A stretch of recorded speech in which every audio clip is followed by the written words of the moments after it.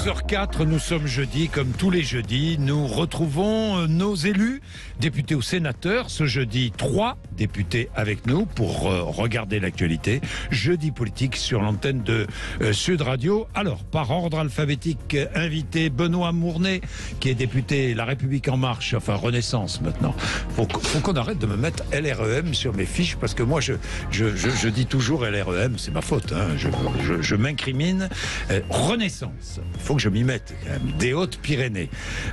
Avec nous, François Piquemal, député La France Insoumise de Haute-Garonne. Bonjour, messieurs, bonjour. Et Stéphane Viry, député LR des Vosges. Bonjour. Bonjour à tous les trois. Nous allons regarder l'actualité. L'actualité est riche avec ce qui s'est passé à Roubaix, le drame de Roubaix, ces 3 policiers tués par un chauffard ivre et qui conduisait sous l'emprise de stupéfiants.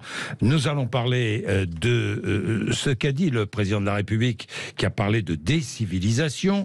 Nous allons parler d'immigration avec les propositions LR.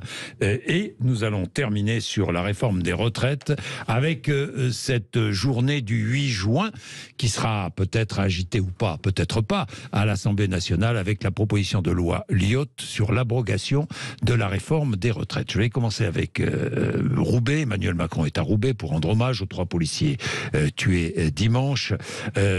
3 policiers tués par un homme qui conduisait ivre et sous l'emprise de stupéfiants. Alors, il y a des propositions qui arrive. Je sais qu'il y avait une proposition LR sur le sujet de la création d'un homicide routier. Alors, homicide routier, où est-ce que vous en êtes? Vous voulez améliorer votre texte, je crois, Stéphane Viry. Oui, on a constaté effectivement que pour un grand nombre de personnes, des délinquants, le véhicule était une arme par destination. Qu'il fallait, ce faisant, renforcer l'arsenal juridique et le mode de répression. Donc, on a, avec des collègues, déposé cette proposition de loi qui, hélas... Début avril. Qui est là, s'avère d'actualité, donc elle est dans le débat. On espère effectivement qu'on puisse tracer un chemin législatif à partir de cette idée qui, pour nous, est une nécessité. L'actualité le démontre. Alors, création d'un homicide routier, vous êtes favorable, François Piquemal? Alors tout d'abord, je veux avoir une pensée pour les proches de Manon, Steve et Paul, les 3 policiers qui sont décédés lors de cet accident, et ceux de Karen, l'infirmière qui a été assassinée. Il est pas question ici de sous-estimer ce qui s'est passé, mais si on regarde les études liées aux morts de la route, la première cause, c'est l'alcool à 29%. Puis vous avez... un tiers. Oui, un tiers. Vous avez l'inattention, 19%, les refus de priorité, 12%, et arrivent ensuite les stupéfiants à 8%. La problématique qu'on a, je vais vous le dire, Jean-Jacques Bourdin, c'est que c'est la politique de l'autruche. C'est-à-dire qu'aujourd'hui, on n'est pas en capacité de faire une politique de prévention des risques liés à la consommation d'alcool ou alors de drogue, parce qu'on ne regarde pas les choses en face, et on a une politique qui dit, surtout ça n'existe pas, comme si ça n'existe pas, avec tout ce qui en ressort, c'est-à-dire les trafics, l'insécurité pour les gens qui les subissent. Et pendant ce temps-là, on fait des lois un petit peu artificielles, mais qui ne vont pas changer les choses en vérité. Donc vous ne voteriez pas la création d'un homicide routier? Mais je ne vois pas en quoi ça va régler les problèmes de sécurité routière. Benoît Mournet, quelle est la position de Renaissance sur le sujet? Bonjour Jean-Jacques Bourdin, bien sûr je m'associe aux pensées pour la famille et de ces policiers dans un contexte où bien souvent nous critiquons nos policiers qui sont là pour nous protéger. Encore là un exemple ils étaient en mission, où ils ont été en mission et tués.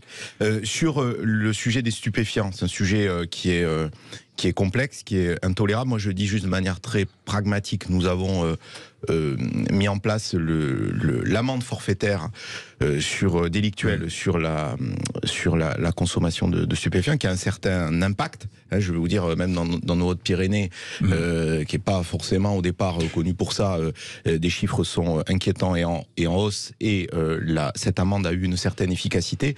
Ensuite, je ne pense pas qu'il faille réagir à chaque fois qu'il y a un drame avec une loi. Vous n'êtes pas favorable à la création d'un homicide routier? C'est-à-dire que le droit pénal actuel permet... est suffisant. Déjà, me semble-t-il, de capter un tel comportement. Voilà. Oui. Maintenant, là, il est aggravé par les circonstances et par évidemment le drame. Donc vous vous retrouvez, si j'ai bien compris, Renaissance Non, et les filles, vous vous retrouvez sur le sujet. C'est simplement que la question qui nous est posée, c'est comment faire Oui. pour qu'il n'y ait plus d'accidents sur la route. Oui. Je ne vois pas en quoi rajouter des délits va faire qu'il y ait moins d'accidents sur la Stéphane route. Viret. Là, il ne s'agit pas d'accident. Il s'agit d'un comportement volontaire qui est totalement. C'est une arme. Qui est totalement. La voiture peut À ce être une moment-là, arme. il y a bien sûr. déjà des, La voiture peut être il y a une arme. déjà des arsenals juridiques pour punir ce genre de comportement. Mais regardez le climat de violence qui se développe partout sur tout sujet. Regardez les rodéos urbains qui gangrènent des quartiers depuis des années. Regardez désormais la pratique avec des motos dans les centres commerciaux. Si on considère effectivement que ça c'est normal et qu'il n'y a pas à armer davantage le pays, on y répond. Alors effectivement, cette proposition de loi, elle a été déposée avant cette tragédie absolue qui endeuille 3 familles, en plus des jeunes parents. C'est totalement dramatique. Mais moi, je considère effectivement que face à un climat qui se dégrade en termes de violence, face à cet irrespect des autres, irrespect des règles, irrespect des interdits, il faut une réponse franche et massive de la part de la puissance publique. Alors, vous me conduisez directement aux propos tenus par Emmanuel Macron, qu'Emmanuel Macron aurait tenu en Conseil des ministres, qui sont rapportés par la presse. Je cite, « Il faut être intraitable sur le fond, aucune violence n'est légitime, qu'elle soit verbale ou contre les personnes. Il faut travailler en profondeur pour contrer ce processus de décivilisation. » Il rappelle les récents drames, l'infirmière tuée à l'hôpital de Reims, les policiers donc tués à Roubaix, mais aussi l'incendie de la maison du maire de Saint-Brévin, qui ne sont pas de même nature, mais Emmanuel Macron souligne qu'il n'y a pas de violence qui soit justifiable jamais dans une société, quelle que soit la cause. Le sens de l'histoire des sociétés a toujours été de réduire la part des pulsions pour accroître le respect de l'autre dans le monde entier depuis un certain nombre d'années. C'est le mouvement inverse qui semble s'amorcer. Vous êtes d'accord avec lui ou pas? Est-ce qu'il y a une forme de décivilisation? En tout cas, je me méfie de ce terme qui a été employé par de nombreux penseurs, qu'ils soient de droite ou de gauche d'ailleurs. Non, je pense qu'il faut bien nommer les choses. Effectivement, l'ordre démocratique et républicain doit toujours prévaloir, et dans une société, la seule violence légitime, c'est celle de la loi et des forces de l'ordre qui représentent la République. Et donc tout autre comportement qui franchit la ligne, on va dire, doit être réprimé, sanctionné avec la plus grande fermeté, avec absolument aucune tolérance, sans quoi, à un moment donné, ce qui se passera, c'est que les Français donneront les clés à des mouvements plus extrêmes et plus populistes qui laisseront penser qu'ils pourraient rétablir l'ordre. Donc là, nous sommes intraitables. Ça veut pas dire, bien sûr, que tout ça ne se fait pas. Je vous vois dans un cadre républicain, et que s'il y a à un moment donné des choses à regarder, elles le sont, mais voilà, aucune ça veut dire quoi? Ça veut dire que les Français pensent de plus en plus, majoritairement, vous allez me dire ce que vous en pensez, que les étrangers doivent être expulsés, les étrangers dehors, et tolérance zéro pour toute forme de violence. Est-ce que vous pensez qu'il y a une radicalisation de la pensée des Français Pas que les étrangers, mais il y a effectivement, me semble-t-il, des hommes et des femmes dans ce pays qui dépassent la délinquance, qui sont contre le système, qui sont dans l'insurrection, dans l'insoumission, et qui veulent donc sortir de la civilisation, dans l'ordre établi, dans le système tel qu'il existe. Alors, ça s'exprime effectivement par des actes très violents, par la volonté de tout remettre en cause. Alors, le président, il utilise le terme décivilisation et il nous fait une déclaration en Conseil des ministres à la bonne heure. Mais moi, j'observe que depuis 5 à 6 ans, depuis qu'il est en fonction, il a eu des prises de parole où lui-même était dans la remise en question de l'histoire de France, de tradition. Je trouve qu'Emmanuel Macron lui-même a ouvert la porte à ce qu'on remette en question le modèle national, le récit de notre pays. Si, il l'a fait à l'étranger, il l'a fait dans le cadre de ses fonctions. Qu'aujourd'hui, effectivement, il ait conscience, effectivement, qu'il faut stabiliser les choses, que tout n'est pas à jeter, que ce pays, il a des traditions, il a des habitudes, il a des ressorts qui lui permettent de se redresser, tant mieux, et à la bonne heure. Et si c'est ça, on va être à ses côtés. Mais effectivement, il y a dans ce pays une dégradation substantielle au préjudice de la tranquillité publique, au préjudice des institutions qui donnent à penser effectivement que tout est permis. Mais on va où jusqu'à présent? Vous pensez que les Français pensent que tout est permis aujourd'hui? Bah écoutez, en quand France, on voit effectivement... on va demander aux auditeurs, 0826 300 300, et n'hésitez pas, appelez-nous. La force, naturellement, doit rester à la loi.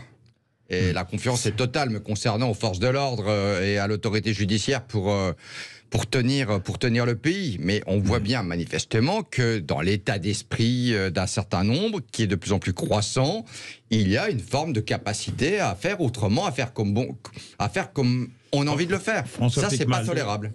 Vous avez fini, monsieur Viry, parce que quand même, ce que vous dressez, c'est votre constat d'échec. Michel Alliot-Marie, Brice Hortefeux, Claude Guéant, Manuel Valls, Bernard Cazeneuve, Gérard Collomb, Christophe Castaner, Gérald Darmanin, ce sont tous des ministres de droite, ou qui ont penché vers le macronisme, ou qui en tout cas ne peuvent pas être soupçonnés d'être dans la NUPES. Et ce sont eux qui, ces dernières années, ont été aux responsabilités. Donc le constat d'échec que vous dressez, c'est à eux qu'il faut l'adresser, et certainement pas au reste de la population.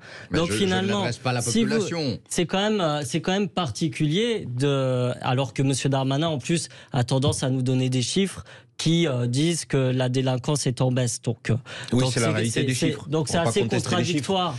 Les violences intrafamiliales, malheureusement, non, mais... C'est assez contradictoire en même temps de faire cela et ensuite de dresser un panorama catastrophiste de la situation à laquelle vous avez une responsabilité. Non mais la violence sous toutes ses formes. La violence dans le propos, la violence dans le comportement, la violence, toutes les violences. Monsieur Bourdin, oui, on va en parler de toutes les violences. La violence symbolique à l'Assemblée nationale. Très bien. Monsieur Bourdin, entre 2007 et 2012, qui a supprimé 13 000 postes d'agents de police? Nicolas Sarkozy. Par ailleurs, vous voulez parler de toutes les violences? Eh bien, ça tombe bien, parlons-en. Il y a 2 personnes par jour qui meurent au travail. Ça, c'est de la violence. Il y a 300 000 personnes qui vivent à la rue. On les voit tous les jours. On fait même plus attention. On va parler d'ailleurs des migrants et des sans-abri. Mais c'est pas que des migrants, ça concerne l'entièreté de la population. Des migrants et des sans-abri. Donc, vous voyez, nous avons un programme qui remet la police au cœur de la protection. Pourquoi est-ce que vous n'avez pas voté la loi d'orientation du ministère de l'Intérieur qui recrée juste, vous le savez très bien, 200 brigades de gendarmerie dans nos campagnes, 10 000 postes de policiers de gendarmes. Donc c'est bien dommage parce que quand on peut se retrouver... Vous critiquez la suppression, mais vous ne votez pas la création. Nous avons dans notre programme notamment la recréation de la police de proximité qui avait été supprimée par Nicolas Sarkozy dans ma circonscription au Mirail notamment. Donc là-dessus, nous avons un programme qui est quand même étoffé, qui remet des moyens à la police judiciaire, qui est en train d'être démantelée par M. Darmanin, parce que quand on parle de stupéfiants, il faut bien voir aussi que la politique du chiffre qui a été instaurée par M. Sarkozy est catastrophiste de ce point de vue, puisqu'elle met à égal niveau des petites prises et des grosses prises, et on ne s'attaque pas pendant ce temps au gros bonnet du trafic en démantelant la police judiciaire. Donc il y a quelque part un serpent qui se mord la queue, et la responsabilité de l'insécurité aujourd'hui, elle pèse sur toutes celles et ceux qui ont gouverné ces dernières années, et ça a été essentiellement des ministres de droite. Mais la droite n'est plus au pouvoir en France depuis 13 ans. La droite n'est plus au pouvoir en France depuis 2012. Gérald Darmanin vient de chez vous, il me semble. C'est pas le sujet. Moi, je trouve effectivement... Vous vous sentez pas proche de Gérald Darmanin parfois au niveau idéologique? Vous pouvez, c'est pas... Non, mais écoutez, Gérald Darmanin est un ministre de l'Intérieur qui fait ce que bon lui semble. Moi, je trouve effectivement que sur certains sujets, il reste au milieu du gué, que son efficacité peut être discutée. Mais moi, je ne veux pas qu'on me fasse le procès de ce qui se passe actuellement en France en 2023, alors que la droite n'est plus aux affaires depuis 2012. Et en 10 ans, la société française, elle s'est modifiée. Mais entre le procès et les solutions, parce que moi, je veux bien tous les procès, mais ce qui nous intéresse aussi sont les solutions. Aujourd'hui, face à cette violence, tous azimuts, encore une fois, cette violence qui prend de multiples visages, que faut-il faire ? Bon, on augmente les forces de police, mais c'est pas la seule solution. Il y a déjà des premiers résultats quand même sur les chiffres de la délinquance, malheureusement pas dans le champ intrafamilial, mais le réarmement de la justice, de la police, c'est bien ce gouvernement qui l'a fait, j'en suis désolé, avec une loi d'orientation de programmation du ministère de l'Intérieur qui est juste inédite. Ensuite, c'est pas uniquement des moyens financiers, c'est aussi sur le terrain, effectivement, la formation de nos policiers, leurs conditions de travail qui sont bien souvent très difficile, mais on peut faire tous les procès de la terre, mais en tout cas, pas celui de ne pas mettre les moyens, de ne pas regarder en face ce sujet des violences dans la société. C'est aussi une question d'éducation. question d'éducation, de sentiment d'appartenance à une communauté nationale. Quand on a envie effectivement d'en sortir, quand on a envie de vivre différemment, soit parce qu'on veut s'inscrire durablement dans la délinquance ou qu'on va avoir, comment dirais-je, un mode de vie en marginalité, il faut savoir y répondre. Et me semble-t-il que la question de l'éducation, de la citoyenneté doit être en prévention, remise au goût du jour. Qu'est-ce qu'être français actuellement, en 2023, où en est-on par rapport à un projet commun, un projet collectif? Je pense que la France, elle manque actuellement de destin et de dessin national. Et on a ainsi des hommes et des femmes qui sont, me semble-t-il, assez perdus. Il n'y a plus de projet. Et ça peut effectivement conduire à des dérives et à des comportements irresponsables. Bien, il est 11h20. 11h20, petite pause et nous poursuivons. Je vais parler d'immigration dans un instant. Pourquoi immigration? Parce que vous avez présenté vos propositions. Le groupe LR, vont-elles être reprises ou pas en partie par la majorité? Quel est l'avenir de ce projet de loi immigration qu'on attend? Projet de loi porté par Gérald Darmanin. Nous allons parler de tout cela dans 2 minutes, 11h20. Il est 11h23, merci d'être avec nous. Allez, nous regardons l'actualité avec nos 3 invités, 3 députés. Benoît Mournet, député Renaissance des Hautes-Pyrénées. François Piquemal, député LFI de Haute-Garonne. Et Stéphane Viry, député LR des Vosges. Je voudrais aborder la question de l'immigration. Le groupe LR, enfin plus que le groupe d'ailleurs, le parti, enfin réuni, les 3 leaders LR étaient réunis sur la même photo pour présenter, c'était marrant, c'est un peu figé d'ailleurs, ces 3 hommes là en costume, ça c'est l'anecdote, Un texte majeur, disent-ils, sur l'immigration, les propositions de loi LR. Alors, j'ai regardé, un sondage a été effectué, nous allons regarder un peu ce que propose LR, vous allez me dire ce que vous en pensez. Alors, obligation pour les demandeurs d'asile de formuler leur requête avant d'être sur le territoire français. C'est-à-dire que je veux demander l'asile en France, je vais dans une ambassade ou un consulat à l'étranger avant de venir en France faire ma demande d'asile. Qu'en pensez-vous? Stéphane Viry, vous défendez cette idée. Oui, j'imagine. Enfin, ce n'est pas une idée neuve, hein, c'est une idée qui effectivement été proposée et défendue par plusieurs candidats à la présidentielle dans ce pays. Plus généralement, sur la question des flux migratoires, on considère effectivement que c'est un sujet, qu'il ne faut pas faire semblant, il ne faut pas avoir d'état d'âme. On sait que la pression migratoire, compte tenu de l'évolution de la démographie mondiale, des éléments climatiques, va être sur le continent européen, et on considère qu'il ne faut pas subir. Et nous considérons et nous déplorons que le gouvernement tergiverse sur la question. Projet de loi, pas projet de loi, il y aura projet de loi présenté avant l'été et discuté à l'Assemblée, si j'ai bien compris, après l'été. Jean-Jacques Bourdin, ça aussi on nous l'a dit à plusieurs reprises. C'est un peu comme l'Arlésienne, on attend encore et toujours. Donc nous on est force de proposition par rapport aux vraies questions qui concernent le pays. Et on a voulu effectivement envoyer des propositions et des idées sur un sujet qui nous paraît important. Alors premier, donc j'ai regardé parce que ça a fait l'objet d'un sondage au Doxa pour le Figaro. Les Français sont favorables à la création, justement à l'obligation pour les demandeurs d'asile de formuler leur requête avant d'être sur le territoire français. François Piquemal, Monsieur Bourdin, pas favorable, vous? Monsieur Bourdin, vous savez quoi? J'ai 38 ans. Depuis que je suis né, il y a eu combien de lois sur l'immigration en France? Il y en a eu beaucoup, 29. 29. Donc c'est une arlésienne. Et là on voit bien qu'il y a une elles ont été inefficaces alors. Il y a une gesticulation politique en place de la part des Républicains. D'ailleurs Jordan Bardella vous a accusé de plagier le Rassemblement national sur le sujet. Moi j'invite chacun à s'imaginer quelqu'un à Khartoum ou à Kiev aujourd'hui qui veut faire une demande d'asile, dans quelle ambassade peut-il aller pour la faire? À Kiev, il peut. À Kiev, il peut. D'accord. À Khartoum, je pense que c'est plus compliqué. Donc, vous voyez bien que ça n'a ni queue ni tête. Et ensuite, le vrai sujet, c'est personne ne migre par plaisir. Ce n'est pas vrai. Ce n'est pas vrai. Donc, c'est comment on va aux racines pour faire en sorte que les gens puissent vivre correctement là où ils sont. Ça veut dire de la coopération internationale, ça veut dire aussi, on va en parler avec la loi de programmation militaire, que la France soit une voix qui porte pour la paix dans le monde. Et ça veut dire aussi s'intéresser à quelque chose qui est paradoxal dans votre discours, c'est l'inaction climatique. Puisque d'ici 2050, on prévoit qu'à minima 216 millions de personnes vont devoir migrer à cause des catastrophes naturelles et du dérèglement climatique. Or, pourtant, là-dessus au Parlement, vous êtes pour le moins en retard sur la question et votez des choses qui sont totalement écocides et qui vont provoquer davantage de migration.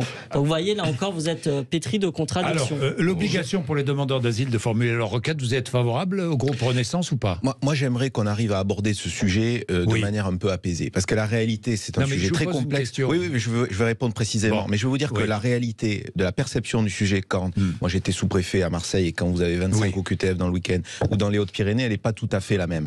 Donc il y a des réalités qui sont complexes et l'objectif, c'est pas une loi de plus, c'est de voir comment est-ce que l'État peut être réarmé pour que quand une décision d'éloignement soit prise, qu'elle soit effective et à contrario, qu'on puisse intégrer plus vite quand vous avez des gens qui sont dans ce que j'appelle un no man's land juridique, c'est-à-dire qu'ils peuvent ni travailler, ni être éloignés pour des raisons d'efficacité. Sur l'asile, moi j'en sais quelque chose, à Lourdes nous accueillons 800 réfugiés ukrainiens. Et je peux vous dire que ça se passe bien, et je peux vous dire qu'en effet, il y a un moment donné, c'est bien les idées un peu générales comme ça qui peuvent être séduisantes, mais quand vous quittez un pays en guerre, je pense pas que vous pouvez d'abord passer par l'ambassade pour dire excusez-moi, voilà. Donc il y a une réalité. Ensuite, il y a un problème que la procédure d'asile parfois est détournée de son objectif initial. Donc là, et avec parfois donc des gens qui sont déboutés du droit d'asile trop tard, et du coup qui se retrouvent dans le no man's land juridique que j'évoquais. Donc il y a un moment donné, l'abord de ce texte, c'est de le faire sans idéologie. Il y a aussi, et on le sait très bien, des secteurs qui sont en tension dans l'industrie, dans l'agriculture, dans les services à la personne. Et je trouve que là-dessus, l'idée du titre de séjour métier en tension est une bonne idée. Alors justement, je regardais ce sondage. Que dit-il? 74% des Français considèrent qu'il y a trop d'immigrés en France.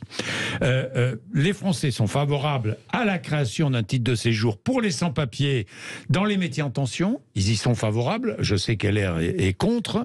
Les Français sont favorables à l'obligation pour les demandeurs d'asile de formuler leur requête avant d'être sur le territoire français. Ils sont favorables à la création de quotas fixés chaque année par le Parlement. Ils sont favorables à la possibilité de soumettre la politique migratoire à référendum. Ils sont favorables à la dérogation au traité européen. Et ils sont favorables à la suppression de l'AME et à son remplacement par une aide médicale d'urgence. Bon, ça, ce sont les propositions LR, pour la plupart. Pas toutes, mais presque, sauf les métiers en tension, vous êtes contre. Donc, on va débattre sur ces positions françaises, des Français, dans un instant. Et puis, c'est un texte majeur, parce que c'est un texte qui, sur le terrain politique, risque de provoquer certains changements. Nous allons en parler. Il est 11h30. Sud Radio Parlons Vrai chez Bourdin, 10h30, 12h30, Jean-Jacques Bourdin. Il est 11h33, oui, l'immigration. Donc il y a ces propositions LR. Vous avez entendu la liste que j'ai faite sur le souhait des Français. Par exemple, la dérogation au traité européen, François Piquemal. Pour installer une vraie politique migratoire française, franco-française. On a la question au niveau européen de la répartition qui se pose, vous savez. Mais la répartition, vous avez vu que l'Europe demande à ce qu'on répartisse mieux les migrants, les demandeurs d'asile sur notre territoire. Après, attendez, j'aimerais quand même revenir sur quelque chose. Vous nous avez donné des chiffres de sondage. Oui. Savez-vous combien de personnes étrangères sont sur le sol national? Combien de personnes migrantes, monsieur? On ne sait pas. Si, compte tenu de l'immigration irrégulière, on ne sait pas. Il y a des chiffres de l'INSEE, on peut se baser là-dessus, c'est assez sérieux. C'est 7 millions de personnes, soit 10% de la population française. Dans les mêmes sondages que j'ai lus, cette part de la population est surreprésentée dans l'imaginaire des personnes. C'est-à-dire que beaucoup de gens, plus de 50% des interrogés, pensent qu'il y en a beaucoup plus, entre 40% parfois. Certains. Et je pense qu'effectivement, si on écoute la radio et la télévision souvent, on peut avoir l'impression, comme d'autres phénomènes, que c'est quelque chose de massif, surtout sur certaines chaînes. Mais il y a quand même une augmentation, pardon François Piquemal, il y a quand même une augmentation des demandes d'asile, ça c'est clair. Oui. Ce sont des chiffres précis. D'accord. Il y a une augmentation augmentation des demandes d'asile, il y a une augmentation du phénomène migratoire aux portes de la France en Méditerranée. Les chiffres sont clairs. Plus 300% devenus en Italie, seulement moins 21% aux Balkans. Je ne vous dis pas le contraire. Mais vous savez, moi j'ai lu, peut-être que vous aussi, Julien Gracq, Dino Buzzati. Vous pouvez dresser tous les murs que vous voulez. Vous n'empêcherez pas des gens de venir s'ils fuient la guerre, s'ils fuient le dérèglement climatique, notamment. Donc il faut s'en prendre aux racines des migrations pour faire en sorte que les gens puissent vivre correctement chez eux. Mais comment maîtriser l'immigration, à part les racines? Par ailleurs, je vous l'ai dit, ça veut dire que la France doit changer de braquet au niveau de la coopération internationale, se faire peut-être entendre davantage au niveau de l'Union européenne sur la répartition de la prise en charge des personnes qui sont migrantes et faire en sorte que la paix, qu'elle soit une force dans le concert international qui prône la paix dans le monde. Car on sait aussi qu'ils soient en pointe face au dérèglement climatique. Prôner la paix dans le monde, c'est bien beau. C'est un vœu pieux, ça. Ça vous paraît peut-être abstrait, mais aujourd'hui, beaucoup de... Oui, mais... Les débats que nous avons à LPM montrent en loi de programmation militaire, pour les auditeurs, montrent qu'un certain nombre de puissances aujourd'hui sont en train de se soustraire, notamment de l'ONU, qui permettait au moins, non pas qu'il n'y ait pas de conflit, il y en a toujours eu, mais d'avoir une sorte d'équilibre international qui fasse qu'on ait le moins de conflits possible. Or, là, avec ces nouvelles données géopolitiques, c'est des facteurs de bouleversement et donc de justement, migration. Vous parlez de données géopolitiques. Je vais vous donner la parole, mais on va prendre l'exemple. Un exemple, c'est celui de Mayotte. J'ai vu les élus de la France Insoumise, et pas que de la France Insoumise, s'opposer à l'opération qui est conduite à Mayotte. Mais vous faites quoi? Vous faites quoi avec cette population de Mayotte qui souffre au quotidien de la présence massive d'étrangers délinquants qui les empêchent de vivre? L'opération en cours à Mayotte ne va rien résoudre. Et vous avez quelle solution? Eh bien, la solution, déjà, il n'y a pas une solution magique. Non, mais d'accord. Si c'était le cas, moi, je ne vais pas vous faire une promesse. Quelle solution avez-vous? Je vous ai dit que ça se basait sur plusieurs plans. En l'occurrence, avec Mayotte, il faudrait peut-être avoir un accord partenarial avec les Comores, qui soit gagnant pour les Comores également, de manière. Vous savez que les Comores, on les aide beaucoup financièrement déjà. Visiblement, il y a un sujet sur les Comores et remettre des relations diplomatiques avec les Comores, mais aussi un certain nombre de pays. Et c'est pas en supprimant les corps diplomatiques qu'on va y arriver, ce qui est en train de se faire actuellement, ne va pas aider. Alors le problème dont vous parlez, c'est-à-dire le fait que des gens soient contraints de partir de chez eux, parce que c'est ça la migration, faut bien l'avoir en tête. Et on l'a connu en France avec les Italiens, les Polonais, les vagues successives. C'est des gens qui fuyaient la misère pour aller trouver du travail. Qui fuient les Comores pour aller à Mayotte. Et je tiens à recontextualiser, à dire aussi que les problèmes de bouc émissarisation entre guillemets des populations italiennes, je pense au bassin lorrain notamment, c'est pas loin de chez vous dans les Vosges, a toujours existé en France. Sauf donc vous m'avez pas donné vos solutions pour les Mayotte. Solutions sont protéiformes. Il va falloir lutter contre le dérèglement climatique de manière proactive, 2 s'assurer qu'il y ait le moins de conflits dans le monde, 3 avoir des relations de coopération internationale qui permettent de prendre le problème en racine. Mayotte parce que c'est un exemple. Non mais je suis désolé. Je pense qu'il faut dire les choses de manière très simple. On doit renforcer notre arsenal pour lutter contre l'immigration illégale. Et c'est certainement pas, pour répondre à votre question, en sortant du cadre européen qu'on va y arriver. Parce qu'on a besoin du cadre européen, Frontex en particulier, donc qui donne pour les auditeurs les possibilités de surveiller nos frontières externes de l'Union européenne. Et ensuite, il y a un moment donné, il faut qu'on soit beaucoup plus efficace et beaucoup plus rapide dans les réponses. Mais ne laissons pas penser aux gens que c'est simple. Parce que quand vous délivrez une obligation de quitter le territoire français, eh bien, pour que celle-ci soit exécutée, il faut que le pays d'origine reprenne son ressortissant. Donc ça, c'est la réalité. Et sinon, que faites-vous avec les Comores qui ne veulent pas reprendre leurs ressortissants? Donc à un moment donné, le levier que nous avons, il est sur les visas. Effectivement, il est aussi, vous avez raison, sur la coopération, le développement. On a de l'autre côté, c'est là où je dis qu'il faut qu'on accélère, parce que j'en vois, moi, dans ma permanence, dans la circonscription, des gens, alors à un moment où les hôteliers, les saisonniers cherchent, les entreprises cherchent des employés, des salariés, des gens qui ne peuvent pas travailler parce qu'ils n'ont pas de titre de séjour. Parfois, les enfants travaillent, en plus des études, pour payer pour la famille, pour leurs parents. Donc là, il y a ce que j'appelle le no man's land juridique il faut absolument en sortir parce qu'un traitement policier, un traitement social. Oui, mais le no man's land juridique, il repose à la base sur une entrée illégale sur le territoire national. Ce sont des hommes et des femmes qui sont venus sans titre de séjour, qui désormais sont là et qui disent, puisqu'on est là, on veut des droits. Et ce faisant, on veut notamment le droit à travailler. Alors, je conviens effectivement que le problème, il est à la fois économique et humain, mais n'oublions pas qu'à la base, ce sont des entrées clandestines, non voulues, non désiré par le territoire national. Alors, moi, pour répondre aux propos de mon collègue Nupes, que je respecte, je le trouve à la fois dans le déni et dans l'utopie. Soit, effectivement, on a la volonté de prendre le contrôle d'un phénomène d'immigration massive qui va durer, soit effectivement on n'a pas cette volonté politique et on le dit et on admet que la France soit la terre d'accueil de toute la misère du monde. Nous, c'est pas notre ligne. Et on considère, pour en revenir à votre première question, qu'effectivement la France, sur un sujet migratoire, doit reprendre sa souveraineté. On parle beaucoup de la souveraineté industrielle, souveraineté alimentaire. On considère qu'en matière migratoire, sans dénier à l'Europe ses responsabilités et ce qu'elle fait, ce qu'elle peut mieux faire, on considère qu'on doit reprendre une partie de notre souveraineté parce qu'on est parfois confronté à des décisions juridiques à partir de notre Constitution qui autorise des magistrats à aller à l'encontre de la décision politique. Et on veut totalement reprendre la souveraineté, c'est la raison pour laquelle on prône effectivement de pouvoir s'extraire de traités internationaux pour tout simplement que la France puisse faire et recherche l'efficacité dans la maîtrise des flux migratoires, ni plus ni moins. Je pense pas que c'est comme ça qu'on va y arriver. Non, c'est pas comme ça parce que... écoutez, nous on considère que c'est comme ça. Et on a de vraies divergences entre vous et nous. Oui, non, mais on a des divergences... Entre la gauche et la droite, c'est effectivement différent, faut-il le dire et le reconnaître à nouveau aujourd'hui. On a aussi une divergence stratégique sur le sujet. Moi, j'ai pas l'impression qu'il y ait une politique migratoire de gauche. Attendez. Moi, j'aimerais la connaître. Je vous le dis, parce que j'aimerais la connaître. Il y a une différence stratégique qu'on a avec M. Viry et les Républicains sur le sujet. Vous proposez une loi qui est, je le répète, bientôt la 30e en 40 ans.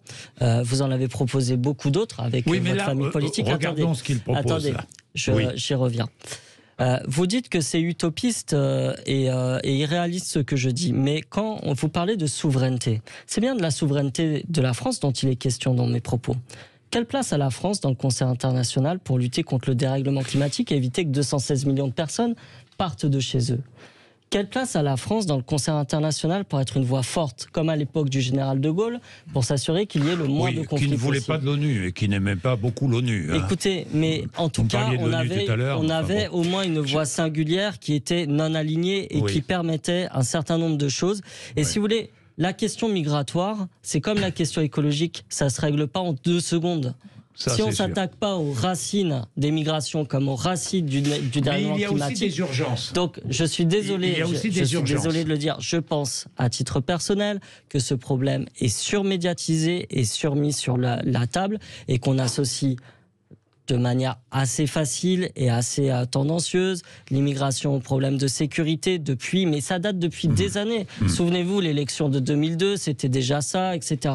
Et en attendant, si on regarde objectivement les chiffres de manière claire, c'est 10% de la population, ce n'est pas en augmentation. Qu'il y ait des augmentations de demandes de migration, je suis désolé de vous le dire, ça va arriver de plus en plus si nous sommes encore inactifs au niveau climatique et si nous laissons encore faire des guerres un petit peu partout. La répartition des migrants sur le territoire, des migrants et des demandeurs d'asile, des réfugiés aussi, sur le territoire français. Qu'en pensez-vous ?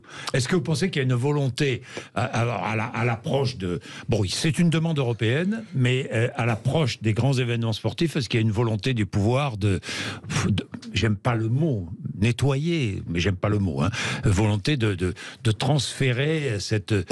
Non mais enfin moi je connais assez bien Marseille cette pour le misère coup. apparente. Vous avez des classes de l'école de la République dans lesquelles il est pas bon, je pense, d'avoir de surconcentration de populations qui viennent d'origine étrangère, disons, et que l'intégration passe effectivement par la mixité. Ensuite, il n'y a pas de plan caché pour répartir comme vous laissez entendre. Moi, ce que je constate chez nous à Lourdes, c'est que nous avons 800 réfugiés ukrainiens et que grâce à ça, nous avons maintenu les effectifs dans les écoles primaires et le collège, qu'une bonne partie qui malheureusement pensait rester 2-3 mois et les choses se prolongeant ont fait d'énormes progrès sur le français et travaillent, y compris, figurez-vous, dans nos hôpitaux.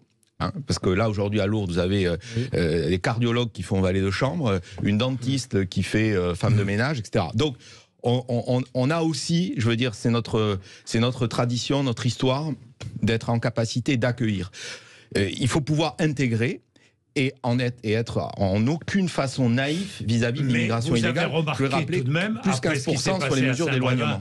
Vous avez remarqué quand même que l'intégration se fait pas toujours facilement et que ça provoque cette répartition sur le territoire. Ça provoque des contestations, des manifestations et de la violence. Et je le dis chez moi parce qu'entre le sud de la circonscription, par exemple, qui est très pro accueil, et le nord qui l'est moins, il faut que les gens se parlent dans ce pays. Il n'y a rien de pire que si on reste chacun dans notre couloir. Il faut répartir ces demandeurs d'asile, ces migrants sur tout le territoire. Écoutez, il faut déjà respecter les territoires. On ne va pas imposer à un village de France d'accueillir si la population... Mais pourquoi est-ce que la région parisienne accueillerait sans cesse toute la majorité de ces migrants, ces demandeurs d'asile? La capitale est une porte d'entrée. Mais d'accord. Mais probablement que l'égalité territoriale doit exister. Bien sûr, mais ça a été dit par vos collègues de la majorité. Il faut respecter les territoires, il faut le faire, le cas échéant, sans plan caché. Et avec, effectivement, la volonté, la capacité d'assimilation plus que d'intégration. Vous êtes favorable? Écoutez, il y a effectivement, il ne faut jamais stigmatiser parce que ça serait faire un mauvais procès qui serait profondément dégueulasse. Il y a effectivement une volonté majeure d'hommes et de femmes de travailler pour le pays, d'apporter une contribution, d'être là. Oui à la répartition. Donc oui à la répartition, mais en respectant les territoires, en faisant avec eux. En le faisant dans le cadre d'un processus qui se veut effectivement le plus consensuel. Si vous donnez le sentiment à la ruralité qu'on va à nouveau les mépriser et leur imposer ici et là, ça va encore fracturer davantage le pays. Donc tout dépend effectivement de la cadence et de la méthode. Oui. Oui, juste deux choses. Je pense qu'il faut en finir avec un mythe qui est de dire que toute personne voulant fuir son pays, rêve d'aller en France. C'est pas vrai. Les principales migrations dans le monde sont faites de manière interfrontalière d'un pays du Sud à un autre pays du Sud. Donc finissons-en avec ça. Par contre, il y a un propos de M. Monnet qui est intéressant. Vous parlez des réfugiés ukrainiens, des migrants ukrainiens. Non, mais c'est un exemple. Oui, non, mais il est bon. Il est bon parce que légitimement, nous avons eu une solidarité massive avec le peuple ukrainien. Et ils ont été accueillis avec un enthousiasme, on va dire, autre que d'autres populations qui pourtant sont en guerre. Et on a demandé aussi aux citoyens de s'investir dedans. Donc on voit que sur une migration spécifique, la France est en capacité d'accueillir et de mettre les dispositifs en place pour intégrer le plus rapidement possible les populations. Donc je ne vois pas pourquoi on ne serait pas capable de le faire pour d'autres populations, et je tiens à le rappeler. Ce n'est que 7 millions de personnes qui sont concernées. Ça a toujours été cela dans la France, qui est un pays de migration. Avec votre proposition de loi, Monsieur Viry, Romain Gary n'aurait pas été français et n'aurait certainement pas servi le général de Gaulle pendant la Seconde Guerre mondiale. Je tiens à vous le dire. Et donc je pense que c'est un faux problème artificialisé qu'on est en train de traiter là. Très court. Moi, ce qui me préoccupe, c'est l'efficacité de la politique migratoire. Actuellement, on parle beaucoup du Danemark. Le Danemark, effectivement, a pris une décision politique courageuse depuis plusieurs années. Le ministre Véran y est allé, Éric Ciotti y est allé. Moi, je suis assez favorable, effectivement, à ce qu'on duplique en France ce que le Danemark a réussi à faire. Et on en reparlera. Je voudrais préciser simplement, avant de passer à la programmation de loi militaire, je voulais simplement préciser qu'il y a eu 168 000 demandes d'asile donc en France en 2022. Et ce sont essentiellement des Afghans, des Bangladais, des Turcs, des Géorgiens. Il est 11h48. Sud Radio Parlons Vrai chez Bourdin, 10h30, 12h30, Jean-Jacques Bourdin. Bien, programmation de loi militaire avec une forte augmentation des crédits accordés à la défense. Bonne chose, indispensable. Allez, je me tourne vers Benoît Mornet. Indispensable cet effort. Indispensable, et je veux saluer aussi, parce qu'une fois n'est pas coutume, les débats se passent très bien dans l'hémicycle, dans tous les bancs, de manière calme, avec des arguments de fond, comme quoi c'est possible. 413 milliards, c'est un effort de la nation qui est inédit. En 5 ans, le budget qui double, à la fois pour consolider nos fondamentaux, la dissuasion nucléaire, la souveraineté outre-mer, le renseignement, mais aussi s'adapter aux nouvelles menaces, cyber, innovation. Et dans nos territoires, c'est très palpable et très concret sur, par exemple, dans les Hautes-Pyrénées, le Jaguar, les Césars, mais aussi le plan famille qui est là. Donc c'est un effort inédit. François Piquemal, la nation vous siégez à la commission de la défense. J'ai cette chance et c'est une loi dont on parle pas assez. Je vous remercie de le faire ce matin. C'est vrai qu'on en parle peu. Parce que ça concerne 240 000 militaires en France. Alors, vous l'avez dit, en Occitanie, on en a 20 000. Et c'est un budget que nous, sur la Somme, on ne remet pas en question. Vous le voterez ? Non, je vais vous expliquer pourquoi. On aimerait qu'il y ait autant d'investissements dans les autres services publics. Mais c'est pas. Est-ce qu'une raison, ça ? Non, mais c'est pas la raison, Monsieur Bourdin. Je vais y venir, si vous voulez bien. Alors, c'est que effectivement, il y a un budget de 413 milliards d'euros. Alors, je tiens à mettre quand même des bémols dans ce que vous avez dit, Monsieur Bournet. C'est que il y a 30% qui sont liés à l'inflation. Donc au matériel, etc., aux énergies, et qu'il y a un certain nombre de marges budgétaires qui sont prévues après le mandat d'Emmanuel Macron, donc qui seront tributaires du futur président de la République. Une loi de programmation militaire, ça court sur plusieurs années. Ce n'est pas ça, et vous avez raison de le dire, les débats se passent de manière très sereine. Pourquoi est-ce que vous ne voterez pas ? J'y viens, Monsieur Bourdin. Parce que ce budget n'est pas suffisamment précis, selon nous, et ne répond pas à un certain nombre d'objectifs qui sont les nôtres. Je vous ai apporté notre projet de loi de programmation militaire, je vous l'offre ce matin. Merci. Il est disponible en ligne, on a travaillé dessus, il fait 58 pages. Notamment la question de l'après-pétrole qui va se poser pour nos armées, la question du dérèglement climatique qui va faire qu'un certain nombre, on en a parlé, de personnes vont être contraintes de fuir et qu'il va y avoir des déséquilibres territoriaux, la question de l'industrie. Très important. La question de l'industrie, c'est-à-dire qu'on a trop laissé la main à des puissances autres sur un certain nombre d'outils qui sont stratégiques. Je pense notamment, je donne un exemple, les catapultes pour envoyer les avions sur le porte-avions nouvelle génération, ne sont pas aujourd'hui fabriqués en France. Donc nous, on aimerait que ce soit soyons très concrets. Le porte-avions nouvelle génération, vous êtes pour ou contre ? Alors, c'est un débat qui se résume pas à pour ou contre. Ça dépend de l'évolution du matériel militaire. Il faut bien engager. Oui, est-ce qu'il faut un nouveau porte-avions ? Je pense que c'est une discussion sur laquelle nous, en tant que parlementaires d'opposition, nous n'avons pas tous les éléments, nous n'avons pas à notre service les services techniques. Je vais vous expliquer pourquoi. Parce que par exemple les missiles hypervéloces se développent, eh bien votre porte-avions, qu'il soit de nouvelle génération ou non, sera obsolète par rapport à ce développement armé. Donc c'est des questions complexes, je ne vais pas vous répondre. Je vais pas vous répondre par Écoutez, la défense nationale est une nécessité, respect pour nos armées, pour nos soldats. Moi, je voterai la loi de programmation militaire, nouveaux risques, nouvelles menaces, nouvelles technologies à prendre. Oui, il faut effectivement que le pays aille de l'avant. Le groupe LR votera ? Ouais, je crois que la tendance, effectivement, c'est d'aller... Là, on discute, là, on fait valoir des points de vue, là, on a un degré d'exigence à soutenir. Effectivement, on a effectivement la même objection que l'engagement des crédits est postérieur à 2027. Donc, personne n'est dupe. Après, le message, il est aussi politique. Est-ce que oui ou non, on veut affirmer une volonté de défendre le pays ? La réponse est oui, dans ce nouveau contexte géopolitique très inquiétant. Bien, merci messieurs, merci d'être venus nous voir. Merci à vous, monsieur Bourdin. Comme toujours, c'était un plaisir de vous recevoir. Il est 11h56, vous êtes sur Sud Radio, nous allons parler de la psychiatrie qui est un peu en déshérence en France. Nous allons parler avec Daniel Zaguri, psychiatre, auteur de Comment on massacre la psychiatrie française aux éditions de l'Observatoire.